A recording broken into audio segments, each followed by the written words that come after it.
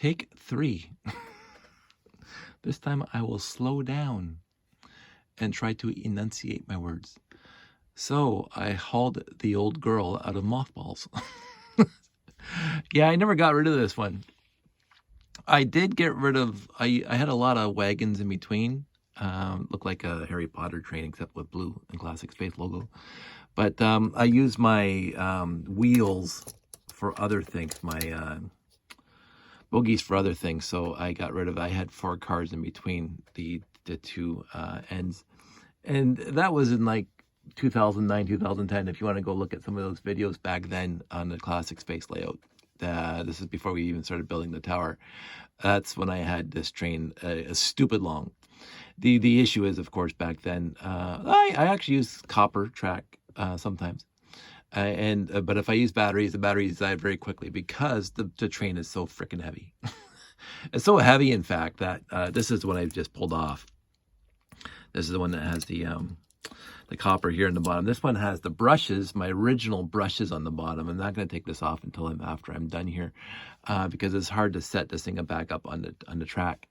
But it worked very, very well on the brushes without the RCX. You're using a train controller, worked perfectly well. And again, the brushes seem to handle the bumps better than the one piece of copper. And of course, I can't get a good spring underneath here, and I've been trying. So these pickups do not want to stay on top of the track. They want to lift off the track on bumps, and you lose electrical connectivity, and therefore your train stops. But because this one's so much more heavier than this one, I actually had to adjust the numbers between from the light sensor to station 1 to station 2.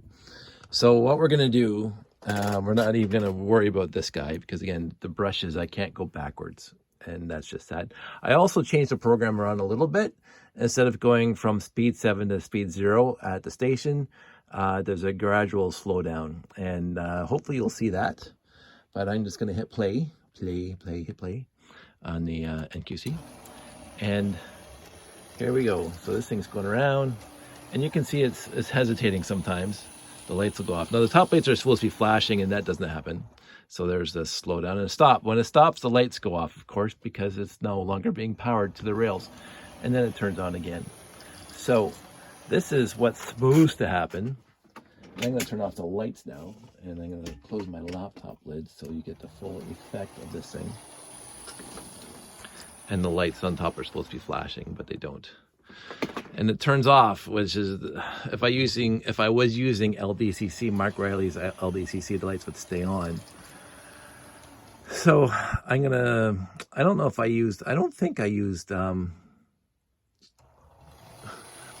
used the advanced lighting kits in here. I think I just used flashy LEDs. So I'm going to replace those flashy LEDs with regular LEDs because the flashes don't work, because with the minute power interruptions resets the flash. So I'll show you this, because if you go to a stop, and when the thing starts again, and turn off the motor for a sec, you can see it's flashing, right? See, it's flashing because it's continuous power pickup. But because of the microseconds, there's no power getting into it. Let me just push this. Oh, it's the wrong way. Because of the microseconds of its interruptions, the flashing repeats itself, starts over and over again. So, and it just stays on one side or whatever. So the flashing doesn't work very well. But in the end, the lights on, lights off. In the end, this is what I want to happen, and you can hear it slows down and it gets to the train station and stops. Now, I could leave it on power 1, which would probably wreck the motor because it's, I don't know, color me undecided. I'll have to figure this out. But this is my first, well, not my first home built or mock built monorail, but it is one of my favorites. But it is so heavy because it's so brick built, because that's what I do, that unless I'm running it on copper, it just eats through the batteries. So I don't bother bringing it to shows anymore. I just bring the lighter ones to shows. But if I get the copper working properly, this will be on loop 1, because this is the one that's supposed to be on loop 1. Right now on loop 1 is the the almost look like those old 60s camper trucks. I like them, but they're a lot lighter than this. And there's multiples of them, so that's always cool. But I don't know. I want better pickups across the board. Now, this isn't doing too bad right now. So anyway, I'm going to stop it. I'm going to open this thing up. I'm going to stop the train. And then I will put this thing down here. And then I will, so we can get this guy out of the way. And I can take this thing off. And oh, this is what happens when you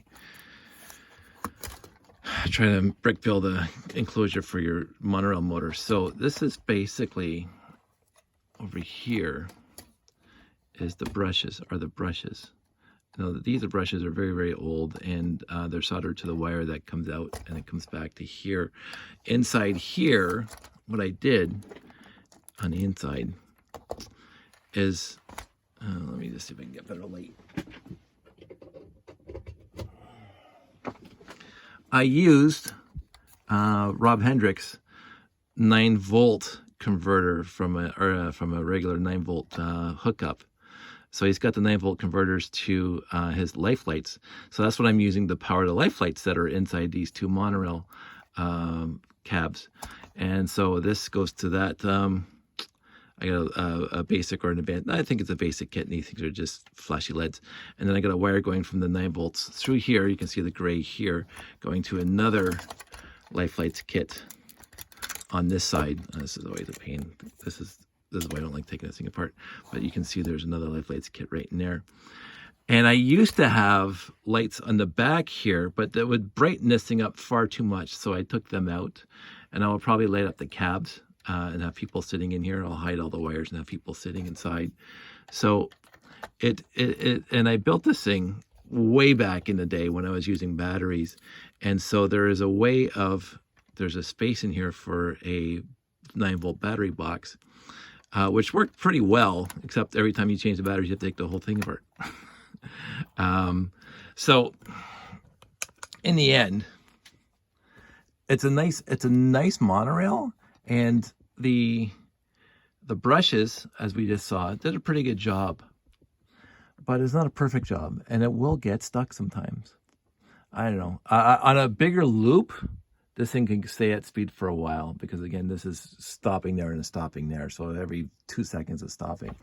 But on a bigger loop, on the big loop, on the layout, on the biggest loop, the loop number 1, I think this train will be nice. Now the problem is, of course, I have to put copper back on tracks now, because I don't have enough copper anymore on tracks. I have 2 loops completely done, but those are the top 2 loops and they're the smallest. So for me to copperize the main loop, it'll take me some time. But when I do that, I will probably set just that loop up upstairs and figure out where the stations are so I can do the programming. And I'm going to have 2 different programs for 2 different trains, because if the heavier the train, the slower it goes, and therefore the stops are going to be at different spots.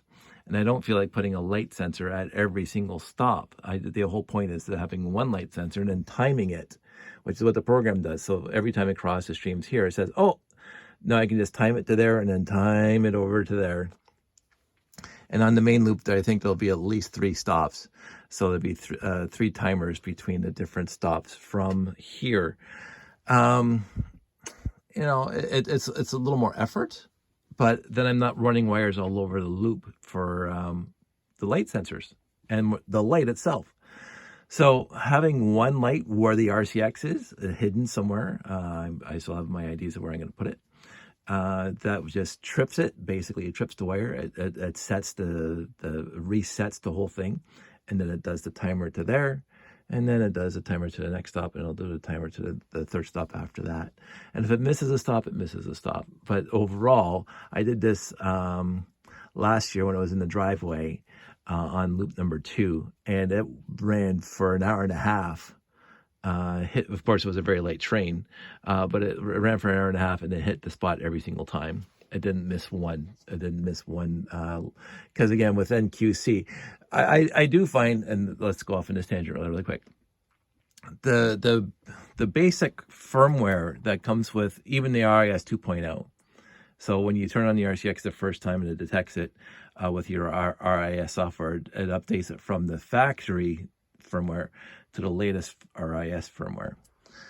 I did find sometimes when you're polling, especially when I was doing the robot competitions, when you were polling light sensors and rotation sensors, that it would, because there was so much overhead, I was told, on the programming on the inside, that it would miss some certain, sometimes the polling from the sensors, and therefore your program screws up.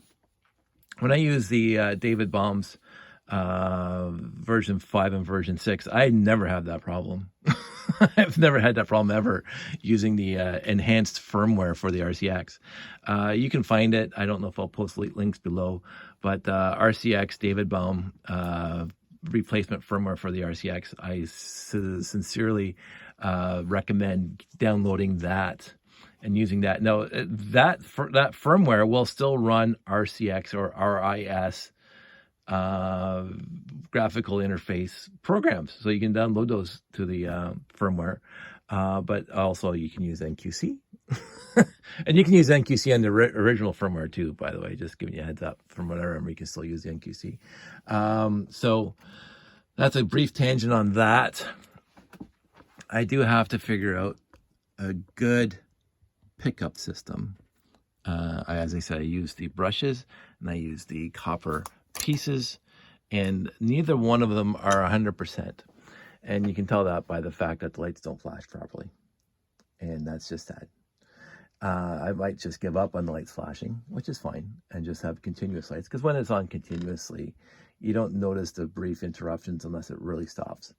I am not going to use LDCC, even though the lights would stay on when the train's at stops.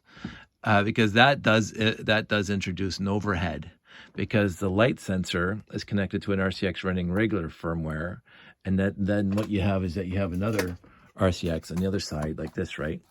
And then so this thing is just got the light sensors connected to it and the throttle, whatever. And then what happens is that it tells the LDCC when to stop, when to slow down and stop, and it's IR communication. And notoriously, IR communication is faulty.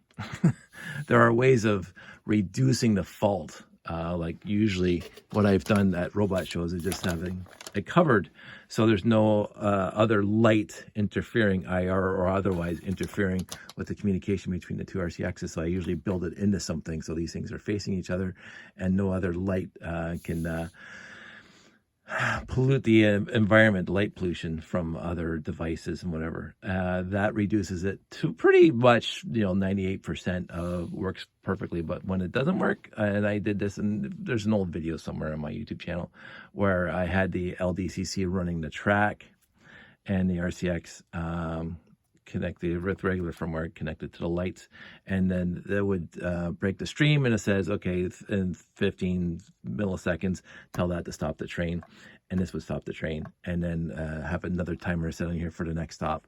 And so this thing's always spamming that way, saying stop, stop, stop, and go, go, go.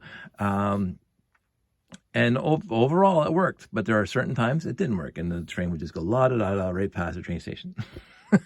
This does not go past the train station if it's just 100% on the RCX, using the sensors and the power on the RCX, using regular RCX firmware and not LDCC.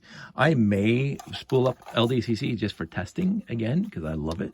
It's a lot different than the regular firmware, but again, there's controls in the firmware, regular firmware, to communicate with the LDCC, which I think is brilliant. So Mark Riley, Dave Baum, you guys are just fantastic. I mean, you made my last decade, over a decade, just utterly fantastic with this kind of stuff. But that's enough gushing about that. It's 15 minutes. I'm going to give you back your evening. You guys can go to bed. You guys all stay safe. Take care, and I will talk to you soon.